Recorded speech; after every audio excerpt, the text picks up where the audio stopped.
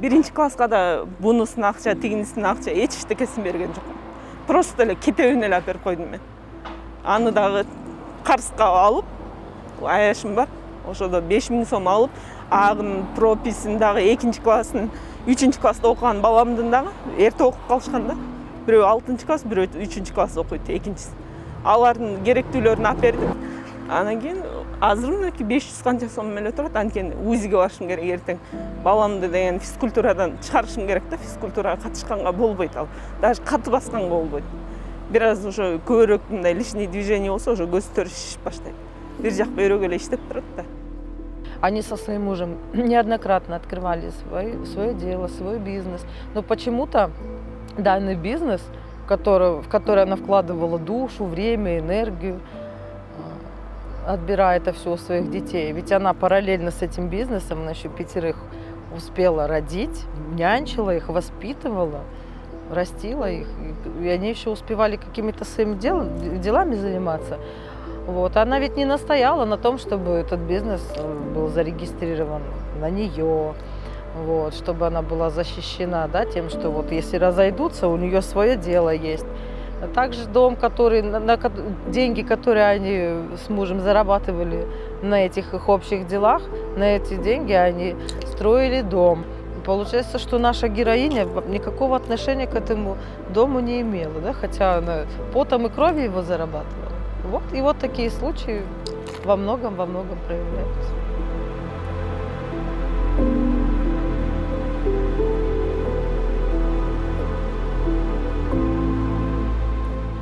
Ичип, андай ичип жүрчү. Ошол жерде такси күтүп турганбыз. Чапты да мени. Чапканда кайрылып түштүм. Мен чабат деп ойлогон эмесмин. Мен такси карап аткам да. Чапканда ошо темирге тийген башым. Ой, канча жыл аны мен алыштым. Бетиме эмеден баштан кан өтпөй калыптыр. Могу жакта сөөктөргө кыпчылып калыптыр, тарамыштар.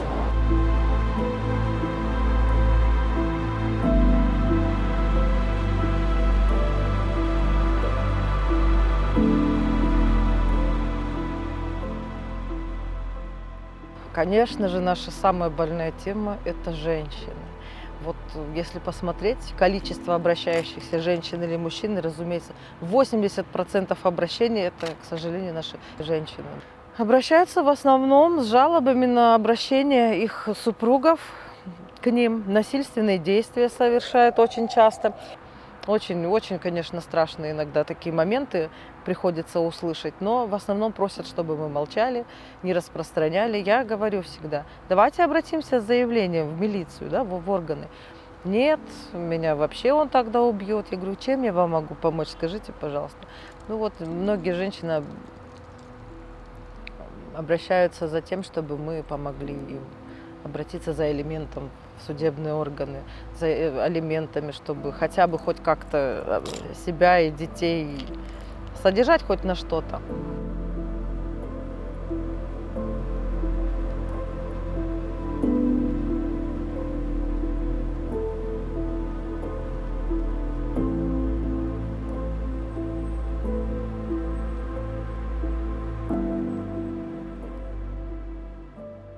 С какой вы проблемой пришли? Получается, лишить отца родительских прав, поскольку отец детей не посещает, никакой помощи от него нету, он к детям не приходит, ни телефонных звонков, ничего от него нет.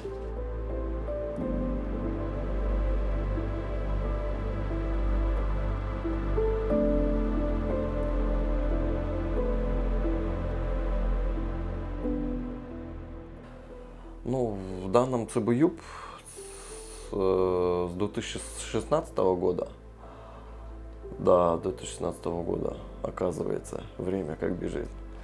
Вот. И здесь уже, получается, людей оказываем правовую помощь.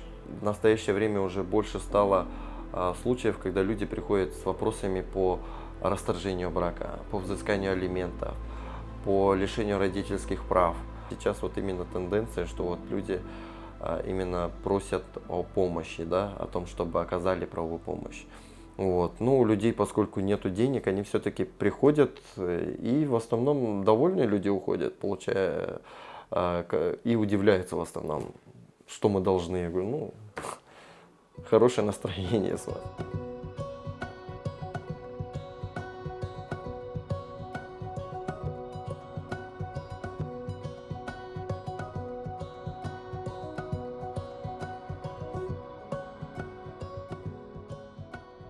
Мы даже порой, знаете, даже мы своего рода стали даже психологами. Мы женщин психологически вот, настраиваем, готовим, потому что бывают женщины забитые. Ну, в плане психологическом состоянии они очень замкнутые, забитые, у них панический страх перед супругами, они считают себя, что они бесправные, они считают, что у них нет прав, что мужчины, они сильнее, они могут отобрать детей, они оставить могут жену и, например, детей ни с чем, то есть без материальной помощи какой-либо.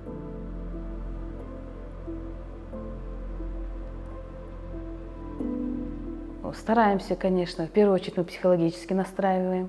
Говорим, что ты такие же права равноправно имеешь, такие же права, как и твой супруг. Ты также можешь обратиться в суд. Мы тебе составим заявление, объясняем ее полностью права и обязанности. Соответственно, мы уже готовим иски, в суд помогаем подать.